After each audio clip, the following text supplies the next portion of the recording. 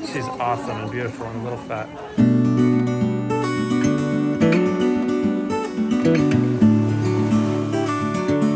We're going to tell you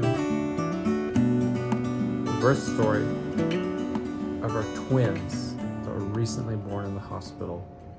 The quick backstory is that we were cruising along through a twin pregnancy, thinking we had months to go. And even though the prospect of a twin birth was in some ways challenging, and it might have been more challenging than a single birth, we expected to have months. And you were, taking the kids to the lake and going to the river and swimming. I was taking them out of town. And then out of the blue, Bree called me. She said, I'm bleeding. We have to go to the hospital now. That's what we did. We went to the hospital, and we've been in the hospital for the past 10 days since then. So the diagnosis was that I had something called placenta previa, bleeding placenta previa, and it wasn't something that was like a twin issue. They weren't, we didn't have this experience because I was pregnant with twins. We had this experience because one of my twins' placentas decided to basically implant right close to my cervix, and then it ended up covering my cervix and ended up bleeding. And it's actually an incredibly dangerous, high risk, one of the highest risk pregnancy complications that you can have. So that's why I was in the hospital, because at any moment with this complication, you can literally just hemorrhage and bleed out and die, basically, you and the babies. So you had bled, and then you had stopped bleeding, and we'd say, yay, and then you bled, and we said, no, and then you stopped bleeding, and we were like, yes. Yay. And this is why you stay at the hospital, though. You don't necessarily get sent home. Some people do, but not always, and it didn't look like I was going to be sent home. Is because you can start bleeding at any time. There's nothing you can do to make yourself bleed. There's nothing you can do to make yourself not bleed. So that's what we've been doing for a week. We've been in the hospital a week, and on the day the babies were born, we kind of both felt like we were in the clear. I hadn't seen the kids for days, and the kids were missing us, and we decided that Bree was fine, everything was stable, and I was going to go home and visit them and actually spend the night with them for the first time for a week. Fare thee well, fair maiden. Enjoy thy morning feast.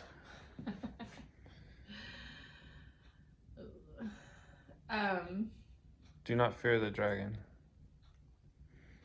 I'm mostly just, I feel like days are fine, but when you're not here at night, it makes me sad. I shall return. I think it would be good for the kids to have you for 2 days.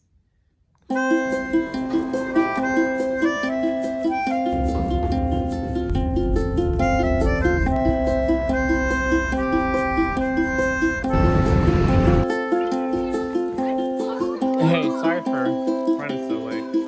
I got this so we can make Mama some beautiful art posters. So I got you a lot of different colors and some big brushes, some little brushes, and then some giant brushes so you can do like beautiful big stripes. Come on, big man, let's go. Alrighty, great job. So I left and had a great day with the kids. We played in the yard. We did some in the garden, and then we made our big mistake. We It's just decided crazy to go that swimming. this all happened at the same time. So the whole day I've carried my phone with me. I've been super careful, like pay attention, checking in with Brianna. Everything's good, and I tell the kids, hey, you want to go to the river? Trying to create this. That's what we do in the summer. This normalcy, letting them have some fun. So we go to the river. It's a spot where there's not great reception. I honestly have never used my phone out there because often we're there together. I didn't know how bad the reception was. It's your iPhone.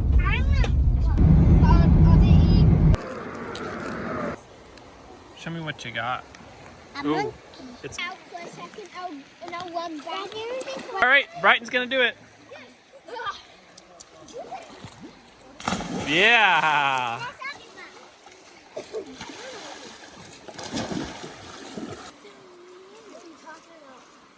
But we were at the river for 30 or 40 minutes.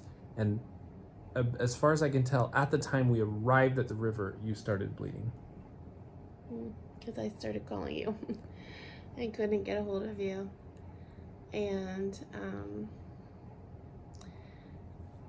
I called him because I was bleeding, but then very soon after, the doctors proceeded to say that they wanted to deliver the babies basically as soon as possible. And I could not get a hold of Arthur at all. So before I knew what was happening, probably 4 or 5 or 6 other people knew, and how many of them were looking And for half me? the county looking for Arthur. People were out driving looking for me, which I feel horrible about. As soon as I got to the car, all of your text messages arrived at once, like just right there at the river. How did that make you feel? What was that like? A little bit of panic that I was behind the 8 ball on time. Because you texted me and you said, I'm bleeding a lot. They want to deliver the babies. And I was like, oh crap. And I couldn't even call you. I could text you probably, but we just jumped in the car. I told the kids, like, hey, I'm gonna have to go back to the hospital now. What did they say? Some of them cried. Some of them asked questions. Some of them ignored it and kept having fits about having to buckle into their car seats and elbowed each other and didn't even pay attention. That's great.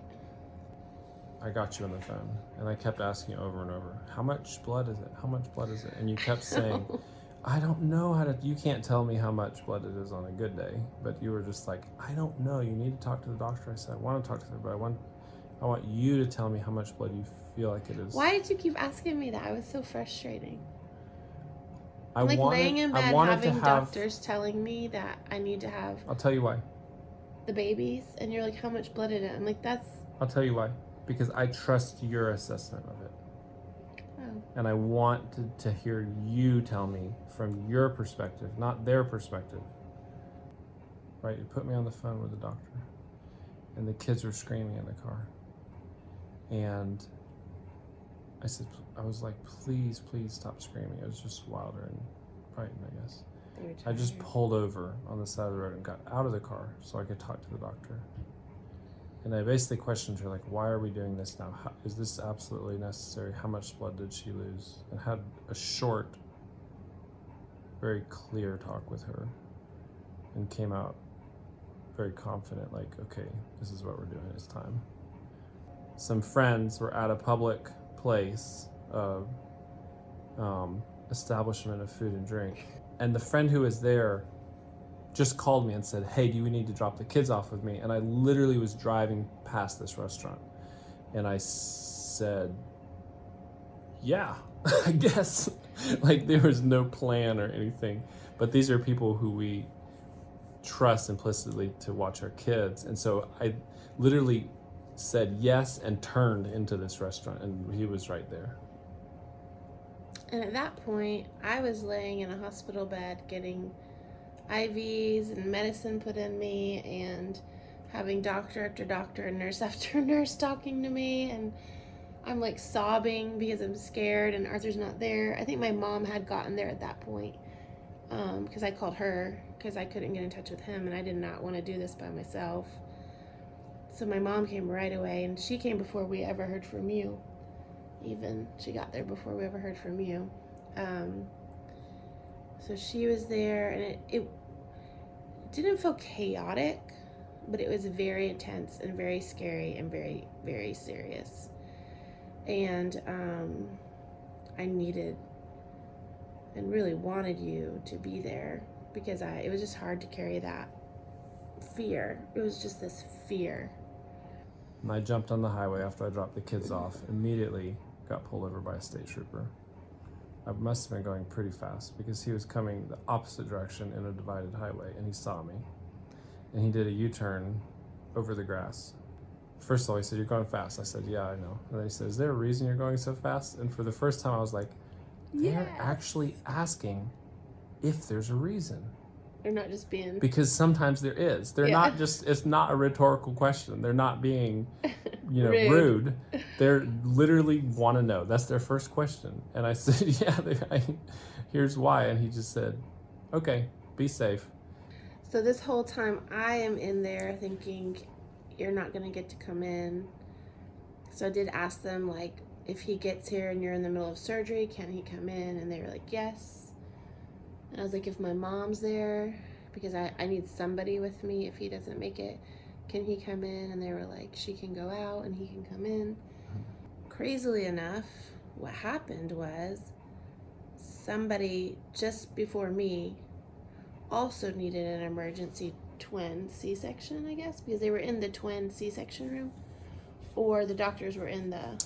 It may have been the Nicu team was tied up with... Yeah. So the doctor and the Nicu team are both tied up. No, not the doctor, because she was sitting with me. The Nicu team was tied up with another birth. And so they had to wait to do my C-section, even though they wanted to do it like right then. They were monitoring the babies the whole time. Like literally every second the babies were being monitored. They were trying to get me in as fast as possible, but they couldn't because they needed 2 NICU teams. And one NICU team was taken suddenly by another C-section. So that pushed things back like 30 more minutes, which meant Arthur made it. And I have never felt, I was still totally terrified, but in the middle of my terror, so relieved to see you. And a little mad. I was mad. I knew you'd be mad. I was like, man. I wasn't rude or What anything. timing. You weren't rude at all. I did say I'm pretty upset, or I was really mad when I couldn't get in touch with you. So I got to the hospital. I ran to where she was. She was still in her room. And almost immediately, I was handed... Yeah, you're handed scrubs and... like a suit to put on. Oh, yeah. And almost immediately, we rolled back into the OR. Yeah. This is where I kind of would like to just touch on this theme that I feel like was such a strong theme. It's been through the hospital stay, but especially through that night. Gosh, that was such a... Which was the kindness of the hospital staff and their accommodation of us having a really challenging experience. Well, I think too, like just them like treating us very uniquely and individually, and like trying, them recognizing like you are going through something extremely traumatizing and painful and terrifying, and we can't take that away, but we can do these little things to help you. And the very first one of those things was, the first one was the doctor that came in to tell me that I needed to deliver right away was a doctor I had never met. And it really affected me. I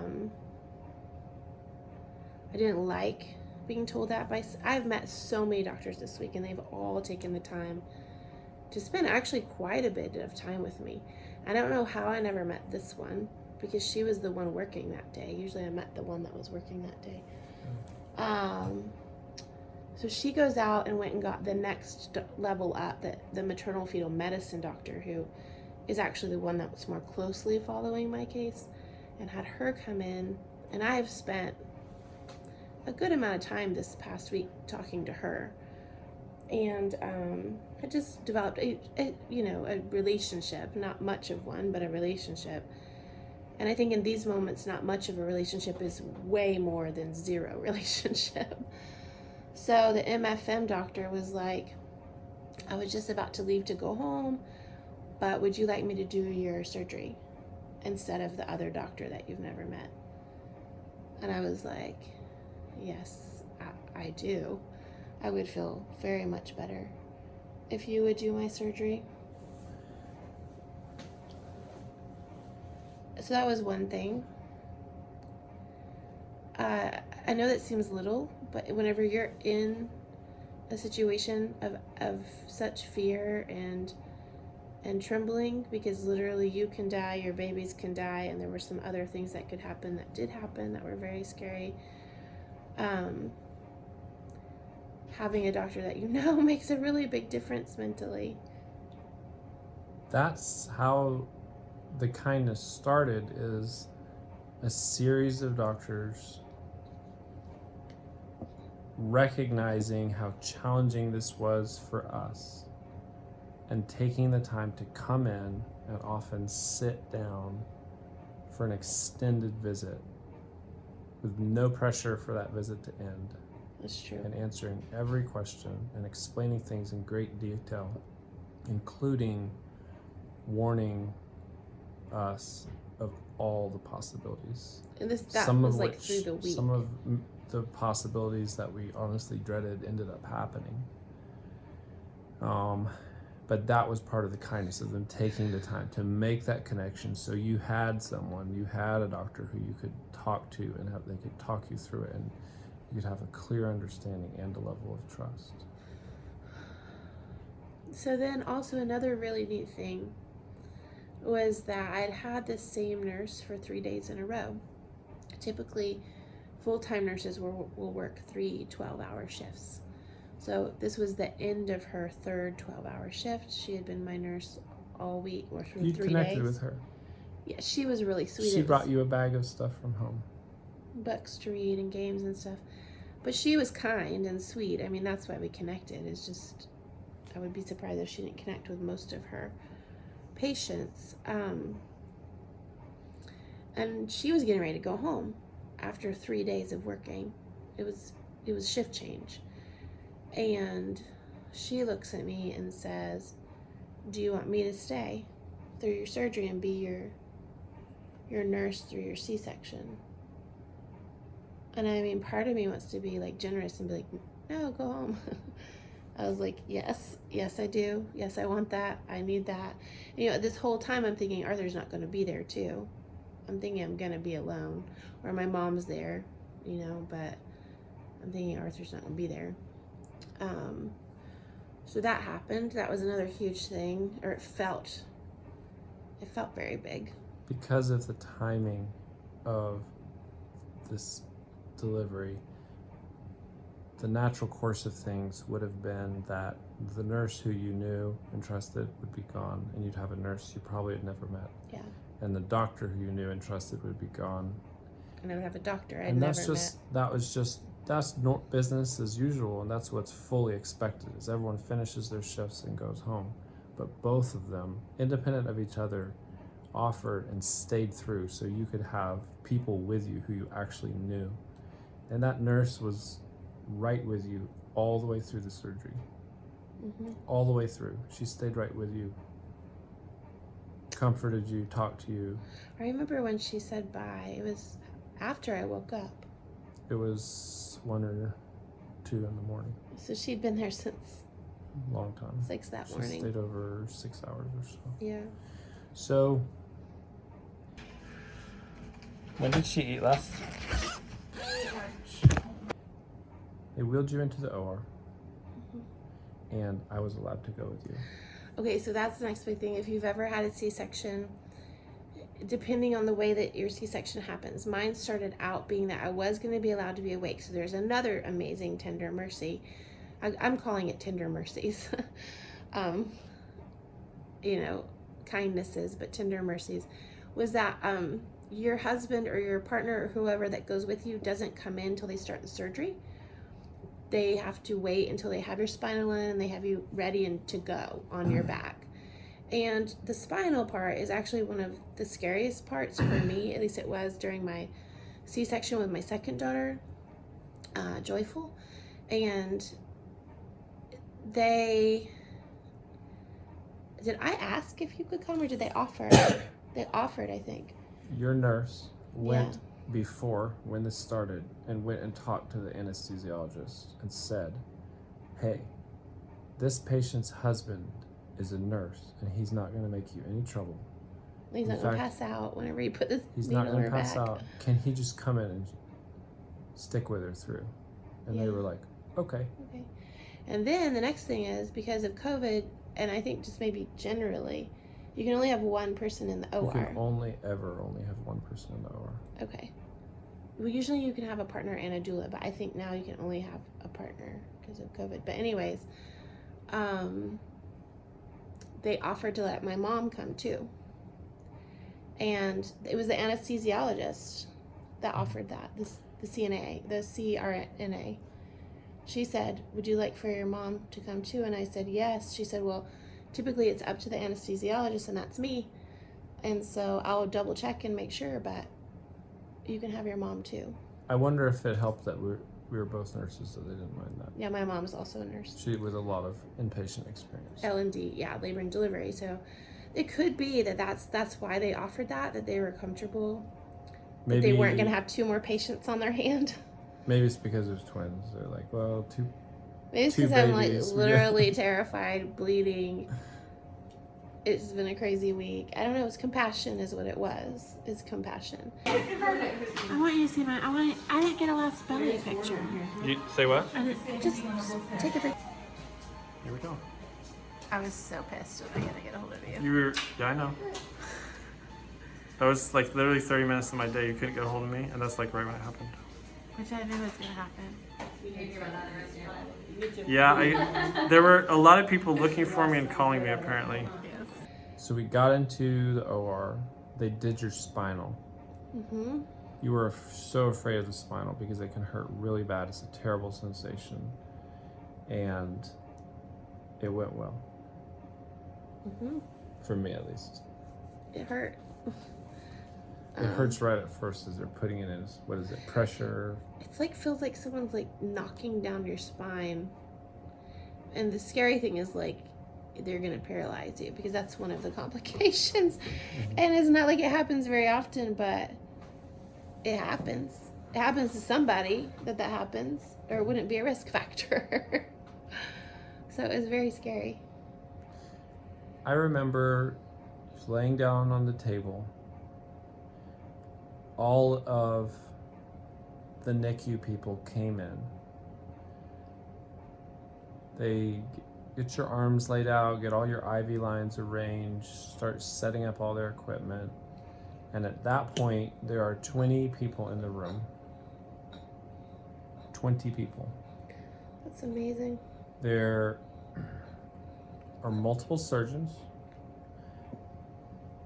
There is the anesthesiologist, the CRNA, certified registered nurse anesthetist.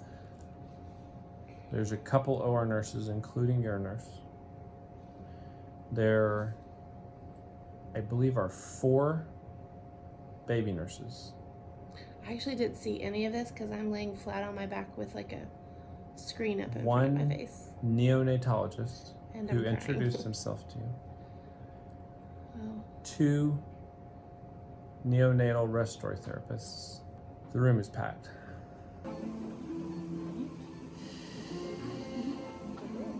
I literally was falling apart and having to take like really deep breaths because I was afraid like if I couldn't hold it together mentally, they would put me under. If you're panicking and like start physically fighting, I think it has to be pretty bad. They might have to actually use general anesthesia on you. Yeah, so I felt like really lucky that I was getting just a spinal because everyone had told me all week that it was going to be general unless it was later on in my pregnancy.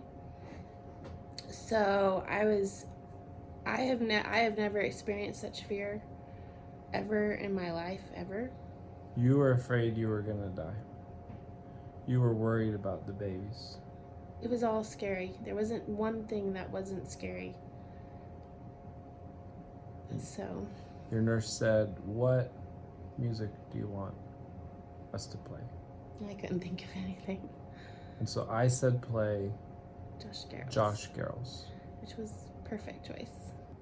I was really scared I was gonna feel the surgery. That happened when I was pregnant. Whenever a joyful C-section is, no one ever explained to me that you feel it still. You just don't feel pain. That's very difficult to explain that sensation. But you feel everything. You feel what they're doing. You feel the movement at least, and the pressure, your body and the moving of your body, pulling. and you can tell when they're about to deliver the baby. But you don't feel the pain. So I kept reminding my mind, like, you won't feel pain. You won't feel pain. You'll feel it, but you won't feel pain. Because I mean, in joyful C-section, that was like terrifying to me. I kept saying, I can feel everything you're doing. Everything was ready. Everyone got silent. They turned off Yeah. the music. They did their timeout. They had blood in the room.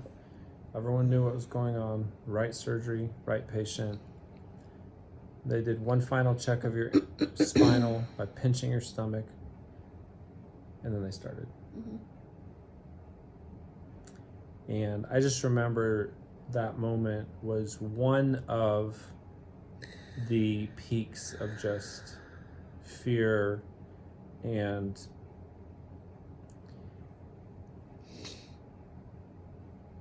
How are you feeling at this point?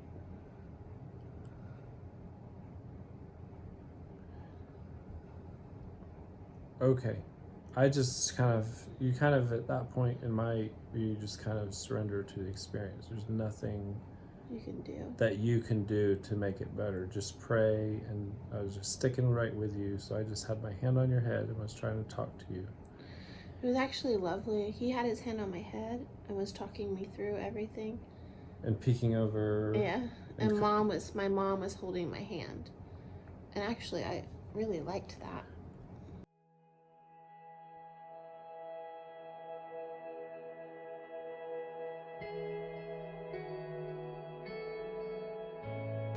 All right, I'll tell you about it.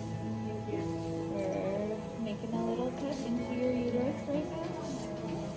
We're making a little cut into your uterus. I can hear. You can hear her.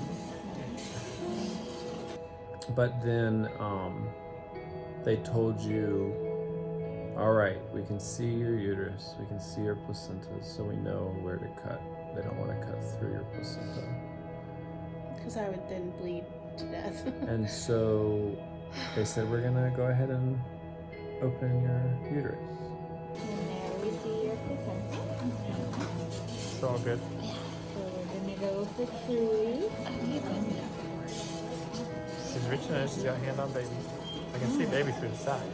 That's crazy, isn't it? It's amazing. And just a second later, I could see the sac.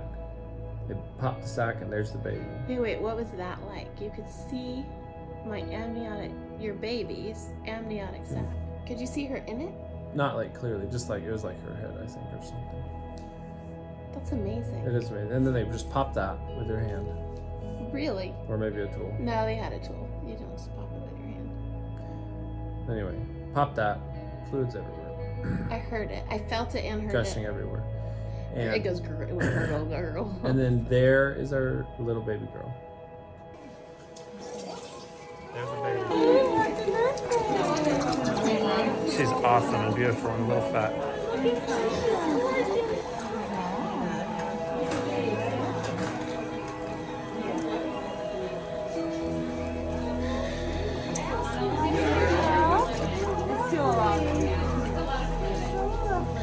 She's got this what the look on her face. I'm serious, like this. Like, what are you doing? Beautiful though. I love that they're saying happy birthday to her. And she looks really good. She's bright pink. I couldn't see her, but I could hear her. They check her out. They wait a minute. They clamp her cord, cut her cord, hand her straight off to the Nicu people. Yeah, there's And no... she's gone from my view at that point. People are going to say, why you have a family center, C-sections, skin to skin, all that. That's just not how it works with 28-week-old babies. No, because the babies like need immediate assessment and care. Yeah, they immediately need oxygen. So with other C-sections, you can potentially have your baby draped right up on your chest and all that, but not today. So How does she look? she looks good. Is she over at the NICU Yep, now? they've got her. They're taking care of her. Okay. Okay. And then seconds later, and you're actually laughing. I think you heard her. I think right when she came out, you said I can hear her or something. Yeah.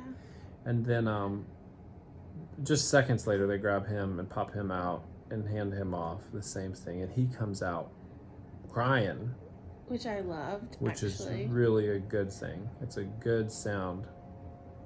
You don't want a quiet baby, and he was not too happy about the situation. He was like, what are you guys doing?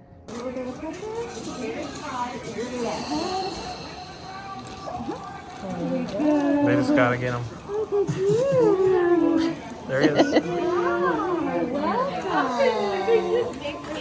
He's got a giant penis. Stop. It's huge.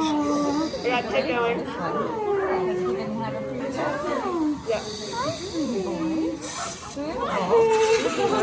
That's him. He's bright pink. I can hear him. I can hear him.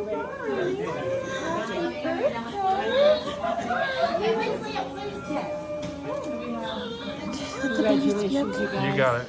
Thank you so much. Okay, can you check on you to happy birthday. If anything happens, let me know. Oh, of course. I mean, minutes before, they are totally, perfectly Happy and healthy. and safe. Yeah. Happy, healthy, and safe. Yeah.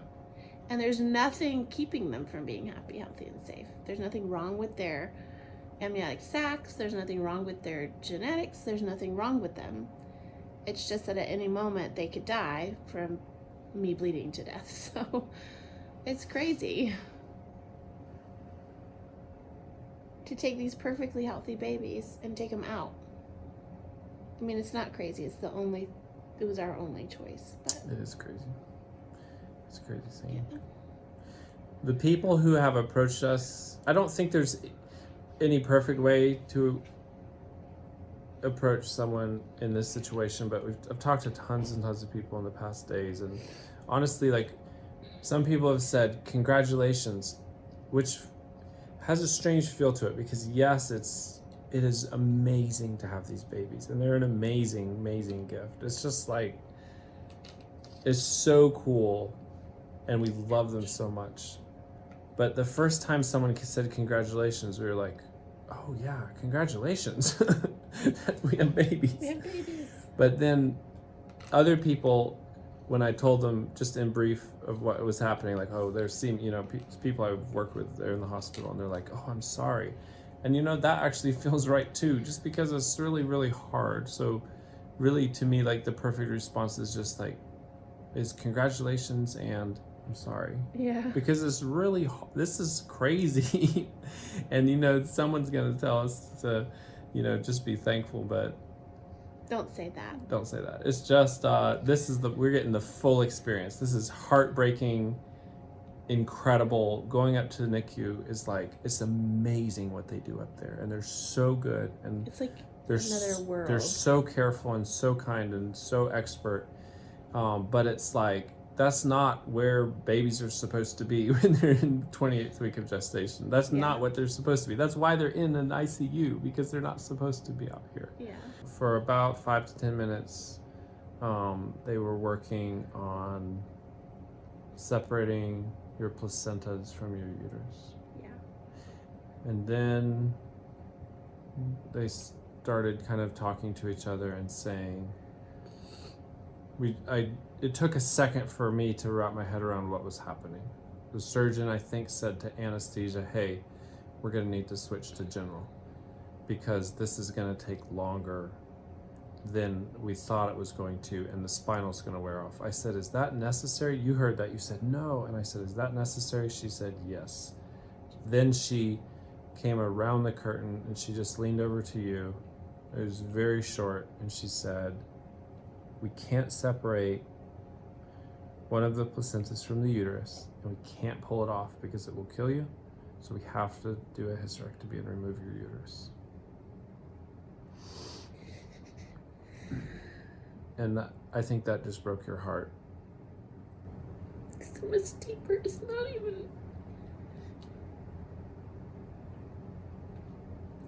even like, there's no words for it. It's just a very, like, I was essentially sterilized. Anyway. Basically, the issue is something called placenta accreta. It happens. I was higher risk for it because I've had another C-section. A really good reason to have VBACs is multiple injuries to your uterus gives you higher percentage of something called placenta accreta,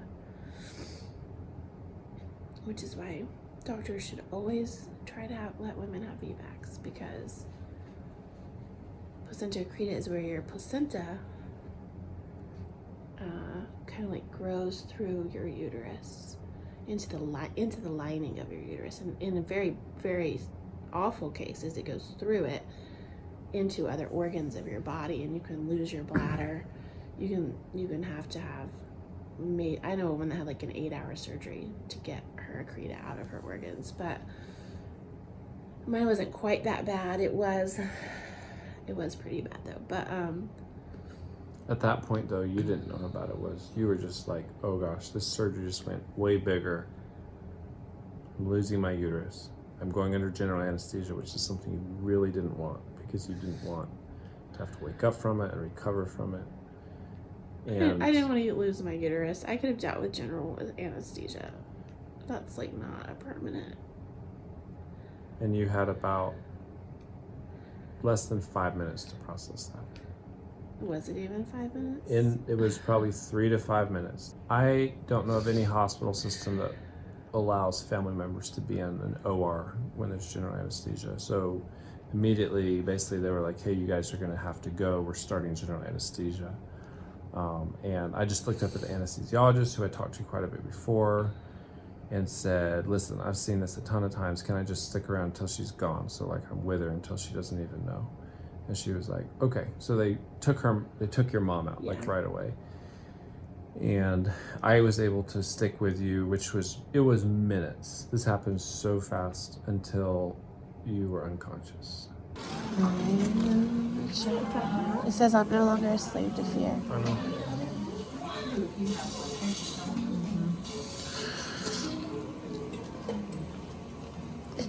We beat Josh Girl. You beat a number of kids. Yeah. Yeah. We whooped them.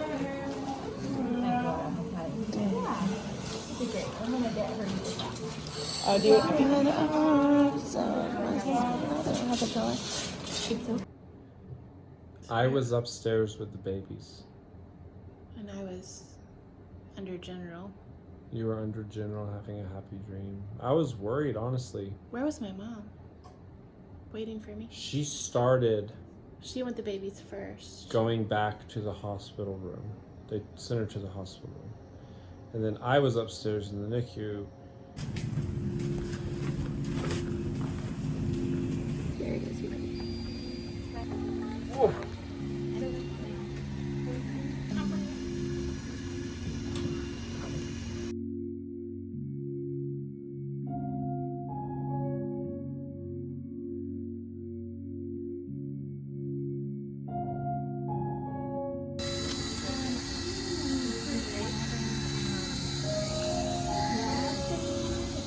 Little boy. Little boy. You're so beautiful. Little boy. Little boy. Oh, buddy. It's okay. It's okay. There you go. There's your dad. So I came back downstairs and checked in, and they said you were still in the OR. Waited quite a while, and I was honestly just getting worried because I didn't know how long the surgery took. It was been like an hour and a half. So I came back down and said, hey, I'd really like to talk to someone. Can someone like stick their head in the OR and come tell me what's going on? And they said, go sit in this waiting room and we'll send in a charge nurse to talk to you. And then I waited not too long, and the surgeon came out and talked to me. The MFM, yeah. And so she was very reassuring. Said things went well. You did lose quite a bit of blood, but it's a bloody surgery. Mm-hmm. It's like a liter's normal. Liter is a lower amount for this surgery. Yeah, I actually didn't lose that much. So it's a liter and up is what people lose. And then she walked me back to the recovery unit. And then about 20 minutes later, you came out. And that was another Was I awake when I came out? I was waking up. You were wide awake. That was another really hard time for you. That was the beginning of another just hard period. I remember them waking me up. I remember the nurse's face and the anesthesiologist's face in my face. I remember I don't remember the dream, but I just remember being really warm and cozy. And then I woke up and I remembered everything that had happened and was happening. And I think what happened to me for like probably, I think I went into shock, sort of. Yeah. Not like the medical version of shock, but like when you say like I was in shock, that version. But what I was feeling was this fear that everything that was gonna go wrong everything that could go wrong was going to go wrong. And I started being afraid of everything. Did you notice that? I think I said I'm afraid of everything happening. What? Okay. Here we are. That was a lot all at once. They had to do a hysterectomy. Yep. And they talked to you about all week, but it was like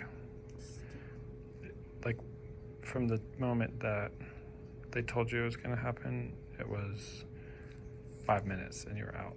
Maybe 8. They actually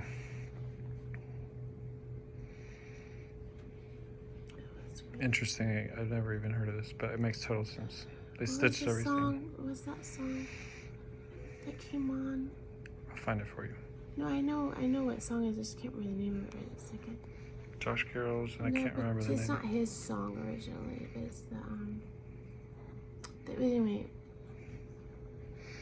It was You were singing. needed. It was like the perfect song for the moment. Then after recovery room, what was that, an hour or two? Mm-hmm. They immediately take me to see the babies. Yeah. Which is good. Just on the way up to the mother baby floor, they took her Which I think is important and good. by just briefly to see the babies in NICU. But I also think, I'm glad they did. I wouldn't change it. But I have to say, it was just another piece of a very overwhelming, painful puzzle of the evening. Mm-hmm. But I'm glad. I mean, I'm glad I saw them. But it was really hard. I mean, I don't think I can explain it.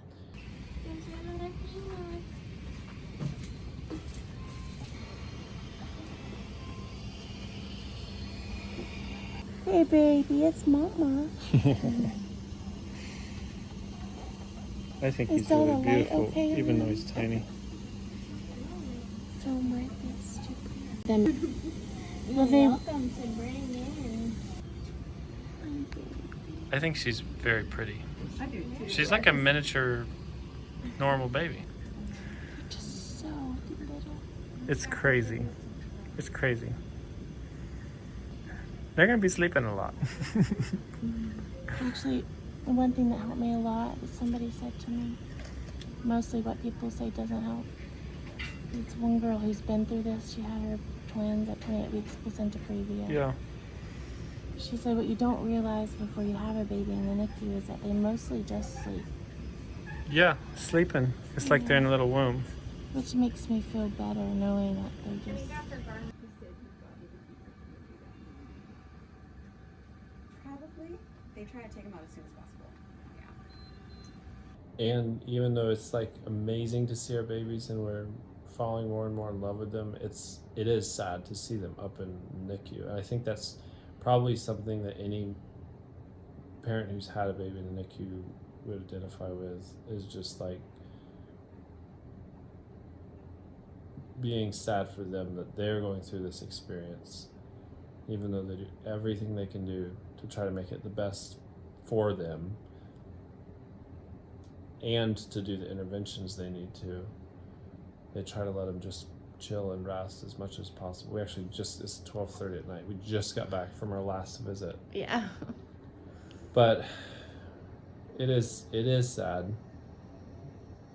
I kind of think that maybe part of that first visit for you is that you just weren't able to, like, because you were hurting. Couldn't even emotionally you were like connect almost with them. I'm not gonna say you were confused about any facts, but there's a level of like confusion and just being overwhelmed, and you weren't able to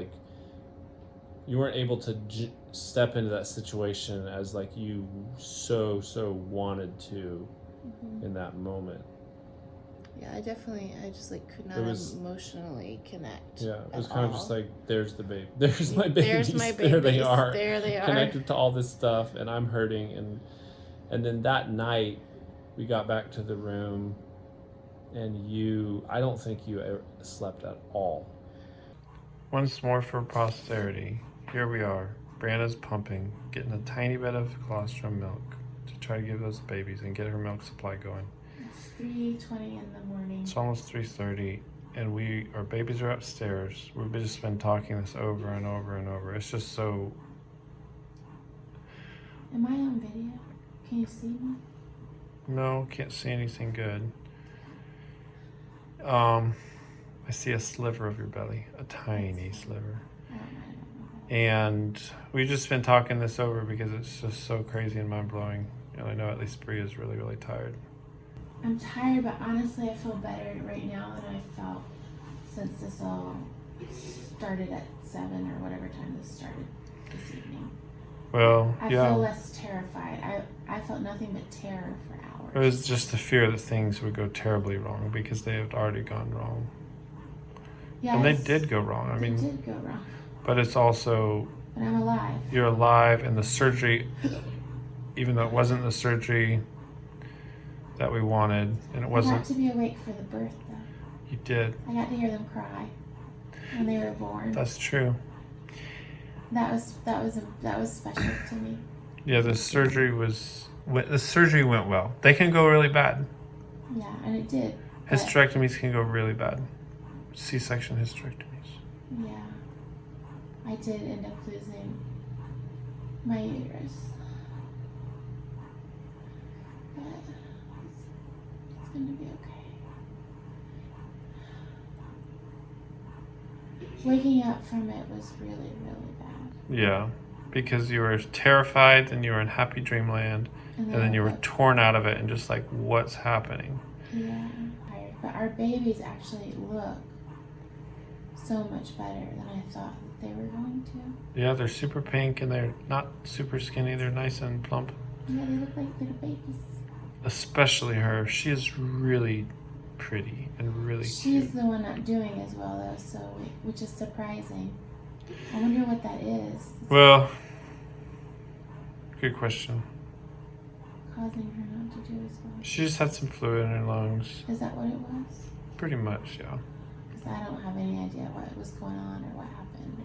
She just had a little extra fluid in her lungs, and And then they couldn't get her. So when babies are born this early, they put is it called a catheter when it goes through their belly umbilical? it is a catheter, but it's called a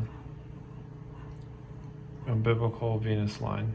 Through their umbilical cord or something. Yep. But they couldn't get hers to work, so she had to be poked a whole bunch, and now she has to get a PICC line. Tomorrow she'll likely get a PICC line. They couldn't get the access they wanted, and they're just dumping along with it, only in part way, and tomorrow she'll need something better. Yeah. That was the day of our twins' birth, and just kind of into the next morning. Just that period, one of the most intense, emotionally raw. It wasn't even 24 hours. I mean, we're talking, this is a span of 7 p.m. 12 hours, including through the whole night. Yeah. But it's like 12, all this happened in 12 hours, and it's just like, it's part of this whole experience that I'm looking back on it, and I'm like, wait a second, that was only 3 days ago, It seems like it's been 2 weeks In our lifetime. of us running up and down, like over and over and over, in Up and down to the NICU. like making sure her pain's controlled, taking a walk. She's pumping milk. We're going to the NICU, hang out with the babies, put our hands on the babies, sit with them, and like it just feels like it's been 2 or 3 weeks already. Yeah, learning And the I'm like, language oh, of wow. the NICU. If 2 or 3 weeks, if 2 or 3 days, if 3 days feels like 3 weeks, how long will 2 to 3 months feel like? A long time. Especially when we can't just walk upstairs. Yeah. So that's the birth story. It's crazy. You got the full gamut of birth. You had all the experiences. I know. What kind of birth have I not experienced?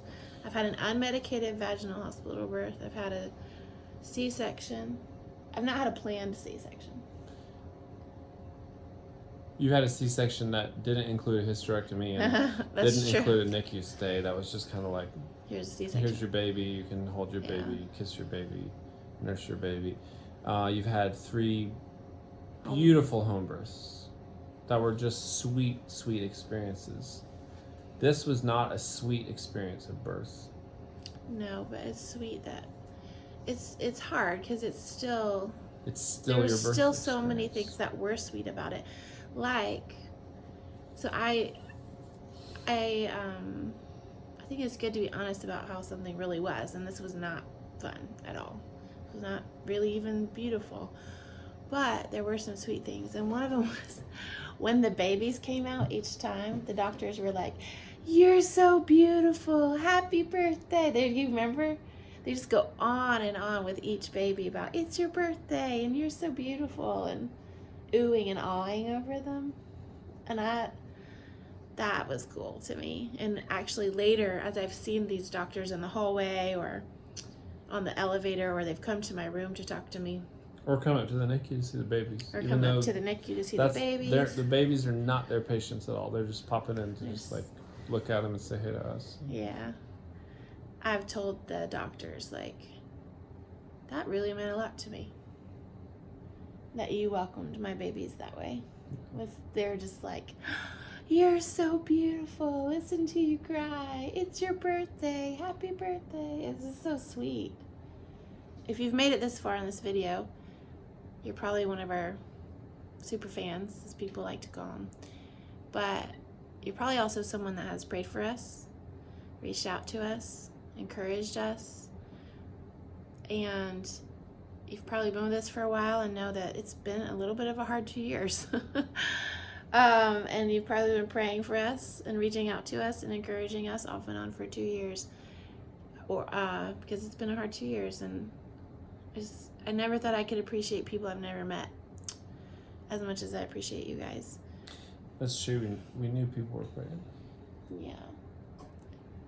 I can feel it. I can feel the prayers. I really can. It sounds so cheesy, but people have always said that to me when they've had bad, hard things happen, and so many people praying for them. They're like, you can feel it. You want to tell them about that one girl who came in the room and prayed for you? You can. No, I can't. I don't know who you're talking about. Oh, yeah. Okay. One last story.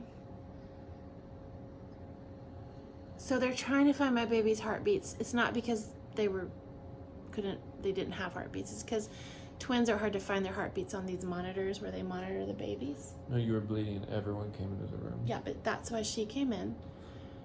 So they brought in some extra nurses to try to find the baby's heartbeats. This is when I was bleeding, and they're trying to get me ready for this C-section.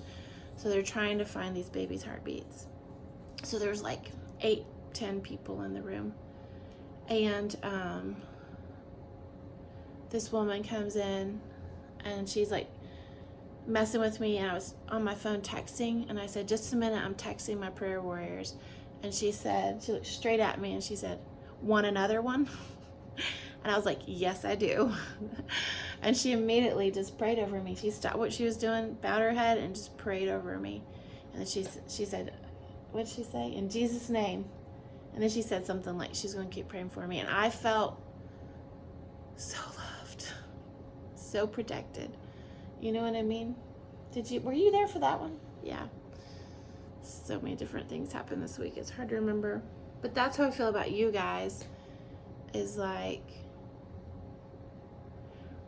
we really do appreciate you and are just so thankful for you.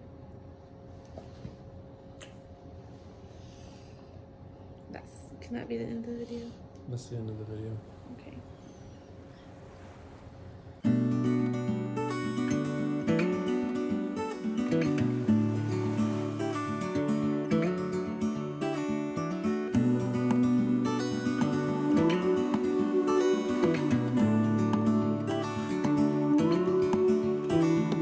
Look ahead, the sea is calm, and I know we've been through a lot, but just wait. For better days to come and carry us like wind in our sails. Hold on tight, I can smell the shore, it's right in front of us if we just hold on tight. This vision that I saw is getting closer every dawn. We are dreamers of the